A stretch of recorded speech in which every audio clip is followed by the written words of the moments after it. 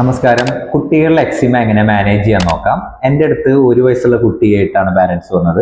അപ്പം എൻ്റെ അടുത്ത് വരുമ്പോൾ മുഖത്തും ചുണ്ടിലും കയ്യിലും കാലിലൊക്കെ നല്ല ഇൻഫ്ലെയിംഡ് ആയിട്ടുള്ള ലീഷൻസ് ഉണ്ടായിരുന്നു.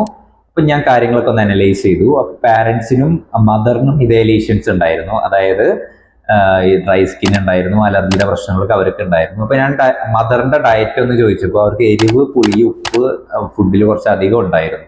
അപ്പൊ എൻ്റെ ഫസ്റ്റ് ലൈൻ ഓഫ് ട്രീറ്റ്മെന്റ് എന്ന് പറയുന്നത് അമ്മയുടെ ഡയറ്റ് കറക്റ്റ് ചെയ്യുക എന്നുള്ളതായിരുന്നു. അതായത് എരിവ്, പുളി, ഉപ്പ് കുറച്ചിട്ടുള്ള ഡയറ്റും അതോടൊപ്പം ബ്രസ്റ്റ് മിൽക്ക് ഒന്ന് പ്യൂരിഫൈ ചെയ്യാനുള്ള മെഡിക്കേഷൻസ് ആണ് അവർക്ക് കൊടുത്തത്. അതോടൊപ്പം കുട്ടിക്ക് ഈ എക്സ്റ്റേണൽ ലീഷൻസ് കുറയ്ക്കാനുള്ള വളരെ ലളിതമായിട്ടുള്ള മെഡിക്കേഷൻസും, അതായത് ധാരകളും നെയ്കളൊക്കെ കൊടുത്തിട്ടുണ്ടായിരുന്നു. ഇതൊക്കെ ചെയ്തപ്പോൾ അവരുടെ ഫുൾ ലീഷൻസ് ക്ലിയർ ആയി. പക്ഷേ അടുത്ത വിന്റർ സീസൺ ആയപ്പോഴേക്കും ചെറിയ ലീഷൻസ് കാണിക്കാൻ തുടങ്ങി.